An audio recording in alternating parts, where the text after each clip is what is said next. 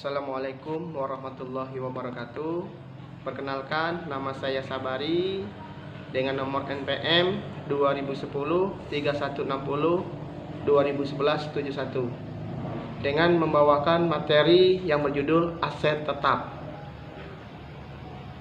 Aset tetap adalah aset berwujud yang mempunyai masa manfaat lebih dari 12 bulan atau 1 tahun untuk digunakan atau dimaksud dalam kegiatan pemerintah atau dimanfaatkan oleh masyarakat umum. Klasifikasi aset tetap terbagi 3. Yang pertama, tanah, peralatan dan mesin, gedung dan bangunan. Yang dimaksud dengan tanah yakni diperoleh untuk dipakai kegiatan operasional pemerintah dan dalam kondisi siap pakai.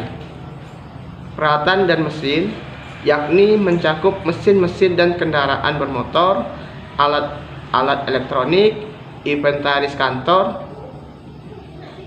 Gedung dan bangunan yakni mencakup seluruh gedung dan bangunan dipakai dalam kegiatan operasional pemerintah kondisi siap pakai. Kriteria aset tetap terbagi 5. 1. Berwujud. 2. Masa manfaat lebih dari 12 bulan atau 1 tahun. Yang ketiga, biaya perolehan aset dapat diukur secara andal. Yang keempat, tidak dimaksudkan untuk dijual dalam operasional normal entitas. Yang kelima, dibangun dengan maksud untuk digunakan.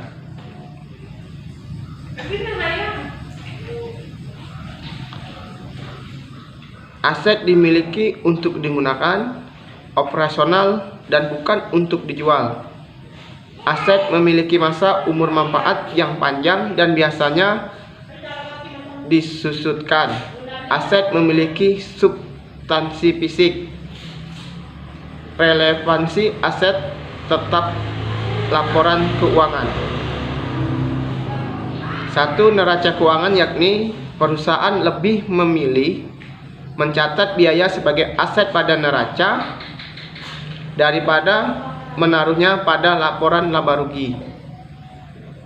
Laporan laba rugi yaitu aset tetap selalu mengalami penyusutan kecuali tanah perusahaan. Laporan arus kas yakni proses membeli aset atau aktival tetap akan masih pada bagian aktivitas investasi dalam laporan arus kas.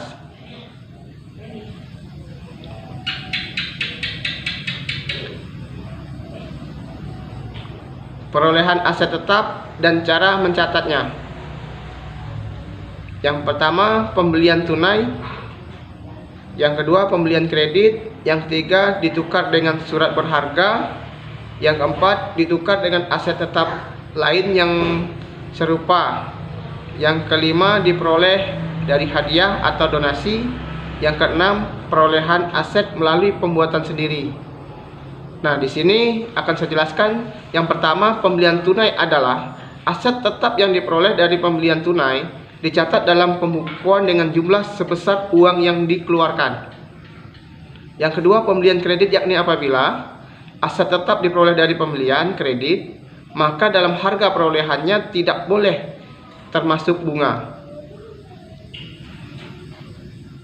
Terus yang ketiga tadi ditukar dengan surat berharga, yakni aset tetap yang diperoleh melalui pertukaran dengan surat berharga dicatat dalam buku besar sesuai dengan harga pasar saham. Yang keempat, ditukar dengan aset tetap lain yang serupa yaitu banyak pembeli aset tetap dilakukan dengan cara tukar tambah. Aset lama digunakan untuk memasar aset baru, baik seluruhnya atau sebagian mana kekurangannya dibayar tunai. Yang kelima, diperoleh dari hadiah atau donasi, yaitu perolehan aset yang berasal dari donasi disebut juga transfer tanpa timbal balik karena transfer satu arah. Yang keenam, perolehan aset melalui pembuatan sendiri dikarenakan pertimbangan tertentu. Perusahaan sering membuat sendiri aset tetapnya, misalnya gedung, alat-alat, dan perabotan. Sekian penjelasan dari saya untuk materi aset. Kurang dan lebihnya saya ucapkan terima kasih. Assalamualaikum warahmatullahi wabarakatuh.